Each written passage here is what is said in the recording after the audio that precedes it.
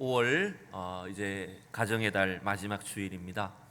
한 달 동안 우리는 사랑과 섬김으로 세우는 우리 가정이 되기 위해서 저는 창세기의 앞부분에 나오는 그 말씀들을 통해서 과연 하나님이 계획하신, 하나님이 의도하신 가정은 어떤 곳일까, 그래서 우리 가정을 어떻게 세워야 될 것인가 라고 하는 것들을 함께 이 말씀을 통해서 잠시 살펴봤습니다. 왜냐하면 여러분, 우리 가정을 디자인하시고 만드신 분은 하나님이십니다. 여러분 믿으시죠? 그러기에 우리 가정을 위한 계획과 소망도 하나님이 갖고 계시는 줄로 믿습니다. 지금 우리 현실의 눈으로 보면 뭔가 이루어질 가능성이 약해 보이고 뭔가 변화될 것 같지 않고 부족해 보여도 하나님은 얼마든지 하실 수 있는 줄로 믿습니다. 하나님 얼마든지 변화시키실 수 있는 줄로 믿습니다. 사람의 힘으로는 불가능한 것도 하나님 하신다고 하지 않으십니까? 오늘 아침에도 저 컴퓨터가 말을 안 듣는 거예요. 컴퓨터를 켰는데 뭔가 이상하고 또 결정적으로 소리가 안 나오는 거예요. 소리가 나와야 되는데. 근데 여러분, 기계는 분명히 뭔가 원인을 찾으면 고칠 수 있죠. 근데 여러분, 사람은 기계보다 훨씬 더 복잡한 존재입니다. 그래서 우리가 봤을 때는 아무리 봐도 뭘 고쳐야 될지, 뭐가 고장난지 알 수 없지만 우리를 만드신 분 하나님은 우리를 아시기 때문에 우리의 고장난 것도 연약한 것도 고치실 수 있는 줄로 믿습니다. 여러분, 그 소망을 가지시기 바랍니다.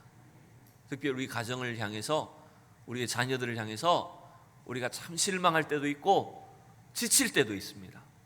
그러나 여러분, 하나님은 하실 수 있다는 것을 믿으시고 담대한 소망을 품는 우리 성도들이 될 수 있기를 축복합니다.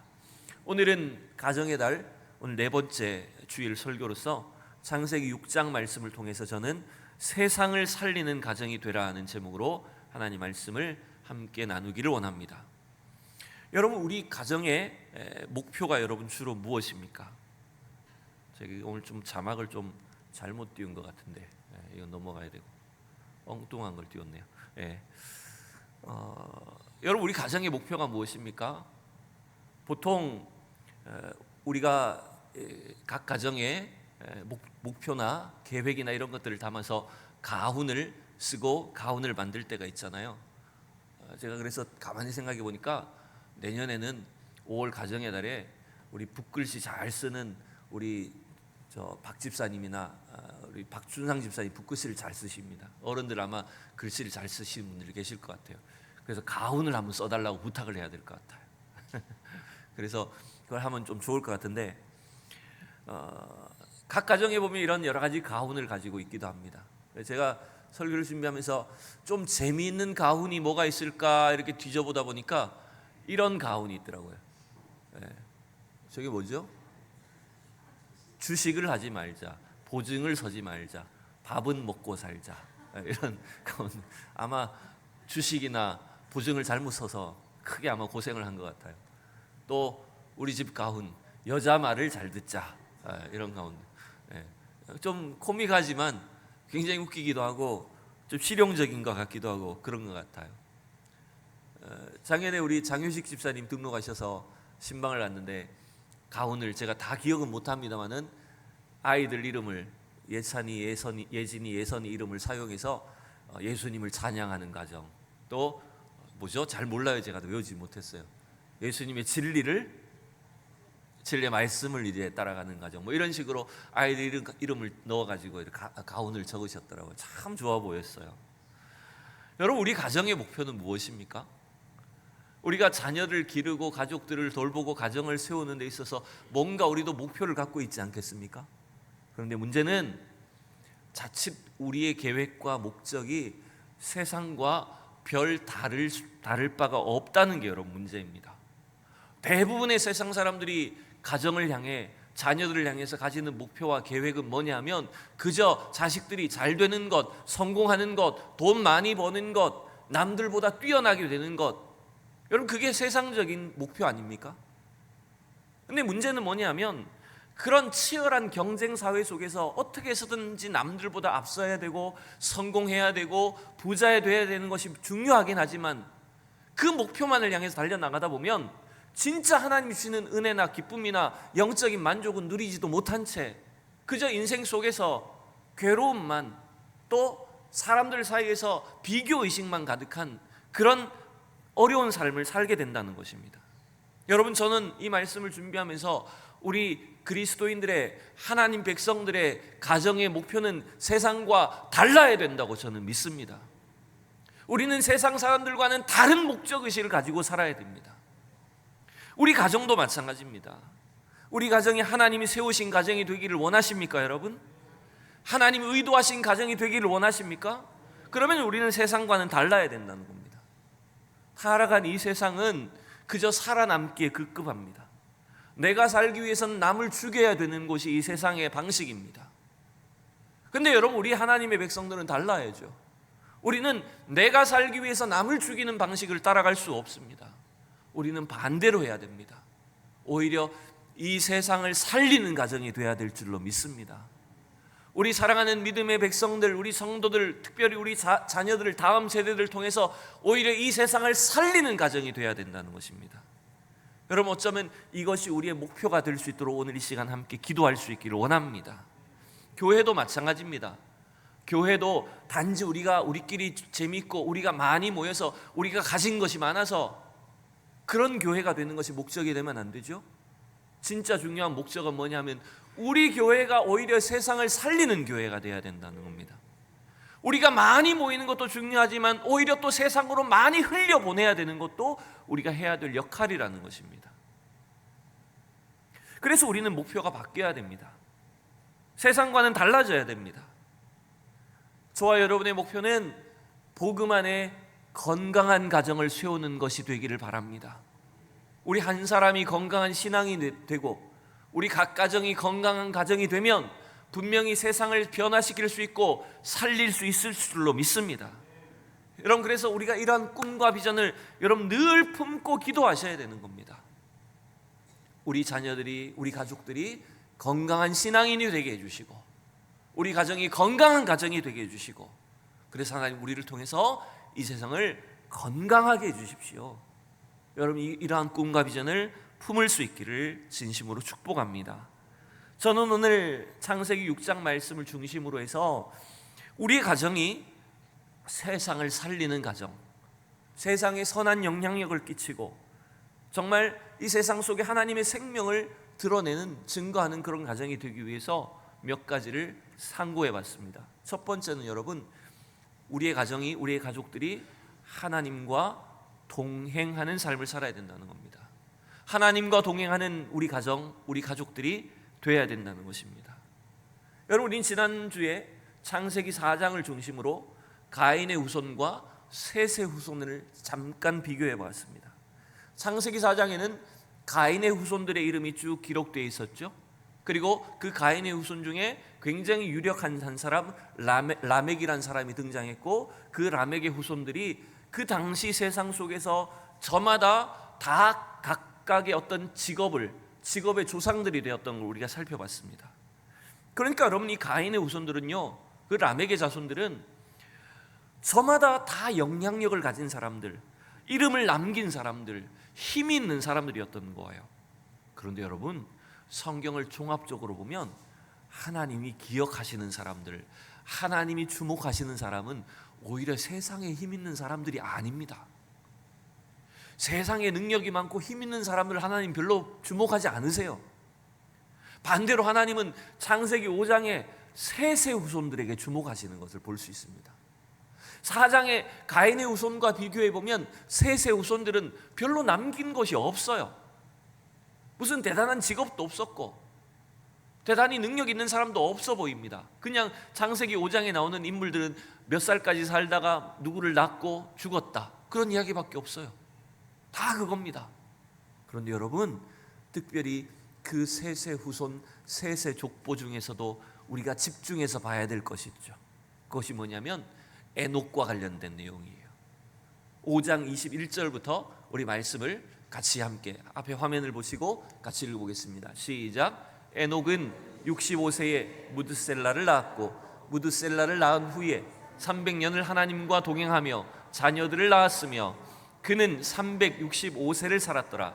에녹이 하나님과 동행하더니 하나님이 그를 데려가심으로 세상에 있지 아니하였더라. 아멘. 여러분, 우리가 너무 잘 아는 성경이잖아요. 참 놀랍게도 에녹은 그의 평생의 삶을 하나님과 동행하는 사람이었고, 그리고 하나님은 그를 이 세상의 육체적인 죽음을 맞지 않게 하시고 그를 데려가셨다고 말합니다. 여러분, 이 에녹이나 그의 선조나 후손들이 특별히 남긴 것은 없습니다.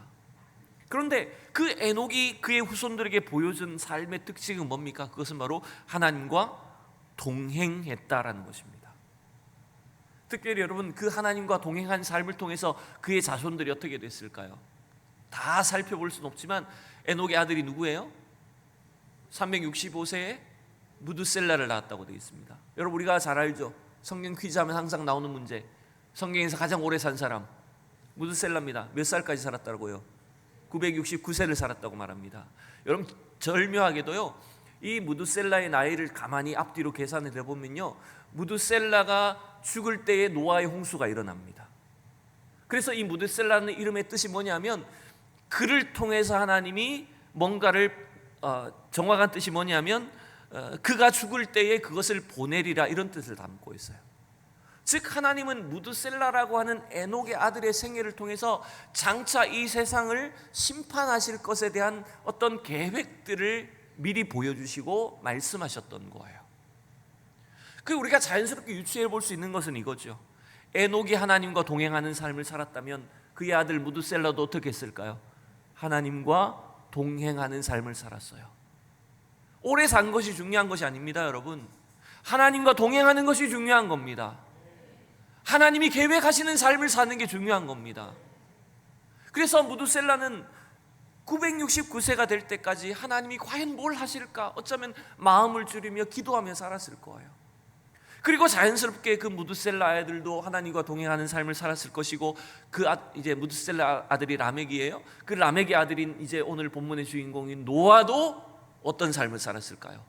오늘 6장 9절에 보면 같이 시작. 이것이 노아의 족본이라. 노아는 의인이요 당대의 완전한 자라. 그는 하나님과 동행하였으며. 여러분, 어떤 자연스러운 결과가 나옵니까? 에녹이 하나님과 동행하는 삶을 살았을 때 자연스럽게 그의 증손자 노아 시대까지 하나님과 동행하는 인생을 살았습니다. 여러분, 이것은 단지 그러면 노아만 그냥 구원받았다, 노아만 성공했다, 이걸 말하려는 것이 아닙니다. 하나님이 노아를 통해서 이루신 일이 뭐죠? 멸망하는 세상 속에서 하나님 노아를 통해 구원의 방주를 만들게 하셨습니다. 여러분, 온 세상이 멸망당할 수밖에 없었지만 노아와 그의 가정을 통해서 뭘 하신 겁니까? 세상을 살리신 겁니다. 여러분, 이게 중요한 겁니다. 오늘도 우리 성도들이, 우리 어른들이 하나님과 동행하는 삶을 살 때 우리의 가족들이, 우리의 자녀들이 자연스럽게 그 믿음을 이어가고 하나님과 동행하는 자녀들이 될 수 있기를 진심으로 축복합니다. 제가 설교를 준비하면서 보니까 많은 목사님들이 이 노아의 가정과 롯의 가정을 비교를 많이 하셨더라고요. 그런 설교도 꽤 많더라고요. 여러분, 가만히 생각해 보세요. 노아의 가정과 롯의 가정은 어떤 공통점이 있을까요? 둘 다 멸망하는 상황 속에서 뭔가 하나님이 건져주신 가정이죠. 노아는 하나님이 물로 세상을 심판하실 때 방주를 만들어서 하나님이 구원하셨고, 롯은 어디를 심판하셨어요? 하나님이 소돔 고모라를 불과 유황으로 심판하실 때 건져주신 가정이에요. 그런데 여러분, 비슷하지만 차이가 있어요. 어떤 차이가 있는지 아십니까? 노아의 가정은 하나님과 동행하는 삶, 하나님을 경외하는 삶으로 인해서 그의 가정이 살았을 뿐만 아니라 세상을 살리는 가정이었다면, 롯의 가정은 어떤 가정일까요? 조금 미안하지만 겨우 살아남은 가정이 된 겁니다. 왜 그렇죠? 롯의 가족들 중에 몇 명만 살아남은 겁니까? 3명은 죽고 3명만 살아남았잖아요. 롯과 그의 2딸만 살아남은 거잖아요. 그러니 겨우 살아남은 겁니다. 왜 그런 차이가 발생했을까요? 그 결정적인 차이가 바로 하나님과 동행하느냐의 차이인 거예요. 롯은 그 소돔 고모라의 그 화려함과 세상 향락에 취해서 하나님을 바라보지 못했습니다. 그나마 아브라함의 기도 덕분에 롯과 그의 두 딸이 멸망 가운데서 겨우 살아난 거예요. 여러분, 우리가 겨우 구원받는 가정이 되었어야 되겠습니까? 겨우 구원받는 사람들이 되었어야 되겠습니까? 우리는 날마다 이 땅을 사는 동안 주님과 동행하다가 저 천국에서도 에녹을 데려가신 것처럼 천국에서도 하나님과 동행하는 우리 성도들이 되어야 될 줄로 믿습니다. 그게 여러분, 우리가 이 세상을 살리는 길입니다. 우리 자녀들을 살리는 길입니다. 이 놀라운 은혜와 축복이 저와 여러분 속에 넘칠 수 있기를 축원합니다. 두 번째, 오늘 6장 말씀을 통해서 우리가 주목해야 될 것은 뭐냐면, 아까 8절에 나왔던 것처럼 노아는 하나님께 뭘 입었다고요? 은혜를 입은 사람이었다고 말합니다. 여러분, 우리의 가정이, 우리의 자녀들이 이 세상을 살리는 가정이 되려면 우리가 하나님의 은혜를 입은 사람들이 돼야 된다는 겁니다. 근데 사실은 이 주제는 참 너무나 당연한 것 아닌가? 너무 단순한 이야기를 하는 것이 아닌가? 여러분, 이렇게 생각이 되실 수도 있어요. 그런데 여러분, 은혜를 입는다는 것이 오늘 얼마나 중요한 의미가 있는지를 제가 간략하게 한번 설명을 드려볼게요. 자, 먼저 5절 6절부터 말씀을 같이 읽어봅시다. 5절 6절 8절 시작. 여호와께서 사람의 죄악이 세상에 가득함과 그의 마음으로 생각하는 모든 계획이 항상 악할 뿐임을 보시고 땅 위에 사람 지으셨음을 한탄하사 마음에 근심하시고. 자, 여기까지. 하나님이 인간들을 세상에 지으셨지만 그 인생들의 타락과 죄악을 보시면서 어떻게 하셨다고요? 마음에 한탄하셨대요. 근심하셨대요. 여러분, 이건 후회를 말하는 것이 아닙니다. 아우, 내가 괜히 저 인간들을 만들었어, 이런 후회가 아니에요. 왜냐하면 하나님은 후회가 없으신 분이시기 때문입니다. 그럼 이 말은 무슨 말입니까? 이 말은 하나님의 아픔을 말하는 겁니다. 여러분, 우리 자녀들이 죄 짓고 나쁜 길로 갈 때 부모가 허허합니까? 즐겁습니까? 하나님의 백성들이 죄악 가운데 사는 것을 하나님이 너무나 아프게 여기시는 겁니다. 그 마음이 나타나는 거예요. 그럼에도 불구하고 하나님 그 아픔, 근심이 있지만 그들의 죄를 물로 깨끗게 하셔야 되기 때문에 홍수로 심판하시겠다는 거죠. 그러나 8절에 보면 노아는 어땠다고요? 자, 7절을 넘어가고 8절 시작. 그러나 노아는 여호와께 은혜를 입었더라 라고 말합니다. 자, 여러분, 은혜를 입었다는 것이 뭐죠? 여러분, 우리가 교회에서 어쩌면 가장 많이 사용하는 단어이고 우리가 가장 좋아하는 말이 은혜 아닙니까? 은혜는 어떤 면에서 보면 이런 겁니다.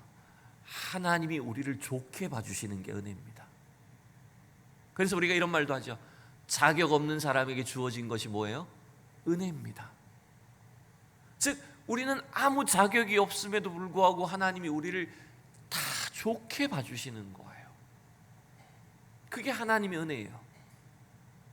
오늘 6장에서는 이 은혜라는 개념과 관련해서 여러분, 우리가 본다는 단어를 좀 주목해서 살펴봅시다. 6장 1절 2절을 또 보겠습니다. 6장 1절 2절 시작. 사람이 땅 위에 번성하기 시작할 때에 그들에게서 딸들이 나니 하나님의 아들들이 사람의 딸들의 아름다움을 보고 자기들이 좋아하는 모든 여자를 아내로 삼는지라. 자, 여기서 하나님의 아들들과 사람의 딸들이 뭔지에 대한 설명을 길게 하지 않겠습니다. 워낙 좀 이론이 많기 때문에. 그러나 간략하게 말씀드린다면 하나님의 아들들은 쉽게 생각하면 셋의 후손, 경건한 자손이라고 볼 수 있고, 사람의 딸들은 가인의 후손, 타락한 백성이라고 볼 수 있는 거예요. 문제는 뭡니까? 경건한 자손들, 경건한 믿음을 가지고 살아야 될 셋의 후손들이 누구에게 빠져버린 거예요? 타락한 여인들에게. 여자들이 다 타락했다는 개념이 아닙니다. 그 시대에 타락한 여인들에게 지금 빠진 거예요. 근데 그들이 어떻게 빠졌어요? 사람의 딸들의 아름다움을 보고. 여러분, 본다는 단어를 주목하셔야 됩니다. 6장 전체에 걸쳐서 하나님은 분명히 거룩한 백성으로 살도록 당신의 백성들을 지으셨어요. 근데 문제는 뭡니까? 인간은 그 보는 것으로 인해서 범죄하고 타락하게 됩니다. 에덴 동산에서 마귀의 유혹 때문에 선악과를 보니까 어떻게 보였다고요? 부함직도 하고 먹음직도 하고 지혜롭게 할 만큼 탐스러워 보였다고 말합니다. 여러분, 이 유혹은, 죄는 항상 보는 것으로, 보이는 것으로 들어와요. 다윗 왕이 전쟁에 나가지 않고 오후 늦게까지 잠을 자고 일어난 뒤에 옥상을 거닐다가 누굴 봐버렸어요? 목욕하는 여자 우리아를 봐버렸어요. 네. 보는 것 때문에 여러분 죄를 짓게 된 거예요. 여러분, 결국 하나님께서 우리에게 요구하시고 원하시는 건 뭡니까? 우리아의 아내 밧세바라는데 그래서 웃으셨군요. 우리아는 남자입니다. 네. 우리아가 목욕하는 걸 보고 그러면 큰일 나죠. 네. 여러분 다 모르셨어요 지금. 네. 우리아의 아내 밧세바가 목욕하는 걸 봤어요. 자, 그런데 여러분, 하나님은 이 하나님의 백성들에게, 자손들에게 하나님의 아름다움을 보고 하나님이 지으신 이 자연세계의 그 완전함을 보고 살도록 우리를 만드셨는데도 불구하고 아담 하와 이후에 타락한 인간은 자꾸 뭘 보는 겁니까? 죄악된 걸 보는 겁니다. 여러분, 정상적으로 남녀의 아름다움을 보고 그걸 쳐다보는 걸 죄라고 말하는 게 아닙니다. 여러분, 그 말이 아니라 하나님께서 허락하지 않은, 하나님께서 기뻐하시지 않은 것들을 보고 그것들에 빠져들게 되는 것이 죄가 되었다는 거예요. 그때 하나님은 인간들을 보시고 어떻게 하신다고요? 근심하셨다는 거예요. 다시 5절을 보세요. 인간이 정상적인 것을 보지 못하면, 하나님이 우리에게 주신 아름다운 것들을 보지 못하고 죄악된 것들을 보고 거기에 빠져들게 되면 하나님은 우리를 어떻게 보신다고요? 여호와께서 사람의 죄악이 세상에 가득함과 그의 마음으로 생각하는 모든 계획이 항상 악할 뿐임을 보시고라 그랬잖아요. 11절 12절도 보실래요? 다 같이 시작. 그때 온 땅이 하나님 앞에 부패하여 포악함이 땅에 가득한지라 하나님이 보신즉 땅이 부패하였으니 이는 땅에서 모든 혈육 있는 자의 행위가 부패함이었더라. 여러분, 우리가 하나님이 기뻐하시는 삶을 살지 못하고 하나님과 동행하는 삶을 살지 못하면 하나님 우리에게 뭐만 보실까요? 우리에게 뭐만 보일까요? 하나님의 눈에 우리는 전부 타락하고 부패하고 죄악된 것만 보여질 수밖에 없는 거예요. 여러분, 그러면 은혜를 받을 수 있습니까? 하나님 우리를 은혜를 베풀어 주실 수 있겠습니까? 여러분, 은혜는 뭐라고요? 하나님 우리를 보시는 거예요. 은혜는 하나님이 우리를 너그럽게 봐주시는 거예요. 하나님의 눈으로 우리를 주목해 주시는 거예요. 우리의 모든 죄까지도 용서해 주시는 거예요. 그 은혜의 눈 안에 우리가 들어가 있어야 돼요. 여러분, 그래서 은혜가 이렇게 중요한 겁니다. 여러분, 날마다 여러분 하나님의 은혜를 여러분 날마다 발견하는 사람들이 되셔야 됩니다. 그 말은 뭔지 압니까? 그냥 나만 잘 되고 성공하는 걸 말하는 게 아니에요. 나처럼 부족한 존재를 하나님이 얼마나 사랑해 주시는지 그 은혜를 깨달으셔야 돼요. 참 나는 자격 없는데 하나님 나 같은 존재를 버리지 아니하시고 긍휼히 여겨 주시는구나. 나를 이렇게 너그럽게 바라봐 주시는구나. 여러분, 그게 은혜예요. 그래서 제가 은혜라는 단어의 원어를 설명드렸잖아요, 전에. 은혜는 상대방의 눈 속에서 나를 발견하는 게 은혜입니다. 그래, 보는 것과 관련이 있어요, 은혜는. 여러분, 특별히 우리가 정말 조심해야 될 것이 뭐냐면 우리 눈에 보기에 좋은 대로 사는 인생이 되면 안 된다는 겁니다. 은혜를 받는 비결이 뭐냐면요, 내 눈에 보기에 좋은 대로 사는 인생이 되면 안 돼요. 하나님이 보시기에 좋은 대로 사셔야 됩니다. 원래 우리를 지으셨을 때 하나님 어떻게 하셨어요? 인간들을 보시면서 뭐라고 하셨어요? 보시기에 심히 좋았더라. 여러분, 그게 은혜예요. 하나님이 우리를 보시기에 너무 좋은 거예요. 그게 은혜예요. 그러면 은혜를 유지하는 삶, 은혜를 계속해서 우리가 유지하는 삶을 살려면 하나님이 보시기에 좋은 삶을 사셔야 돼요. 내 눈에 보기에 좋은 대로 살면 안 돼요, 여러분. 그러면 우리가 하나님의 은혜를 놓치게 된다는 거예요. 여러분, 날마다 하나님이 우리를 은혜의 눈길로 바라보시고, 그래서 우리가 부족하고 연약함에도 불구하고 하나님의 은혜 가운데 날마다 거하며 주님 기뻐하시는 우리 가정과 우리 가족들이 될 수 있기를 진심으로 축복합니다. 여러분, 마지막 세 번째입니다. 세 번째는 방주를 만드는 순종의 삶을 살아야 된다는 겁니다. 우리 가정이, 우리 가족들이, 자녀들이 이 세상을 살리는 가정이 되려면 노아처럼, 그의 가족들처럼 뭘 해야 된다고요? 방주를 만드는 순종의 삶을 살아야 된다고요. 여러분 가만히 생각해 보세요. 그 시대에 방주를 만든다는 게 얼마나 어이없는 일이었을까요? 여러분 잘 아시잖아요. 자, 13절 15절을 보면 이렇게 돼 있어요. 하나님 노아에게 이르시되 모든 혈육 있는 자의 포화감이 이 땅에 가득하므로 그 끝날이 내 앞에 이르렀으니 내가 그들과 함께 멸하리라. 너는 고페를 나무로 너를 위하여 방주를 만들되 그 안에 칸들을 막고 역청을 그 안팎에 칠하라. 15절 다 같이 시작. 내가 만들 방주는 이러하니 그 길이는 300규빗, 너비는 50규빗, 높이는 30규빗이라. 아멘. 자, 하나님은 노아에게 너와 너의 가족들을 위한 방주를 만들라라고 하셨어요. 자, 그런데 여러분, 그렇다고 해서 노아가 이런 생각을 했을까요? 나만 탈 거야 이런 생각을 하고 방주를 만들까요? 우리 가족들만 태워야 되겠다 요 생각하고 방주를 만들었을까요? 어떤 생각하면서 방주를 만들었을까요? 어떤 소리를 외쳤을까요? 세상 사람들 향해서 방주를 만들고 이제는 하나님의 심판이 임박한 걸 알 때 뭐라고 외쳤을까요? 빨리 오라고, 빨리 이 배에 타야 된다고. 배가 아닙니다. 사실은 상자입니다. 빨리 이 상자에 타셔야 됩니다 라고 세상 사람들에게 외치고 부르지 않았을까요? 노아 방주를 만들 때부터 아마 그런 가르침을 끊임없이 외쳤을 겁니다. 그러나 아무도 오지 않았어요. 아무도 노아의 말에 귀 기울이지 않았어요. 그리고 미친 사람이라고 아마 노아를 비방했을 거예요. 여러분, 이 과정을 생각해 보세요. 노아가 사람들의 그 손가락질과 비웃음 속에 방주를 만들고 무려 몇 년을 만들었을까요? 120년은 사실은 정확한 건 아닙니다. 우리가 그냥 추정한다면 약 100년 정도라고 볼 수 있을 것 같아요. 100년 가까운 시간 동안 방주를 만들고, 그리고 비 한 방울 내리지 않는 그 시대 속에 이 방주에 타셔야 된다고 사람들에게 외쳤고, 그 모든 과정을 통해서 하나님 노아를 사용하셨다는 것은 뭡니까? 그 사람들의 손가락질과 비방과 어리석다고 놀리는 그런 상황 속에서 끝까지 노아는 하나님 말씀에 순종했다는 거예요.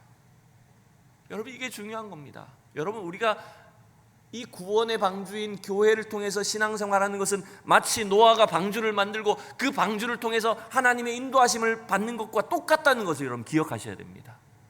여러분, 노아의 방주는 오늘날 우리 이 시대의 교회입니다.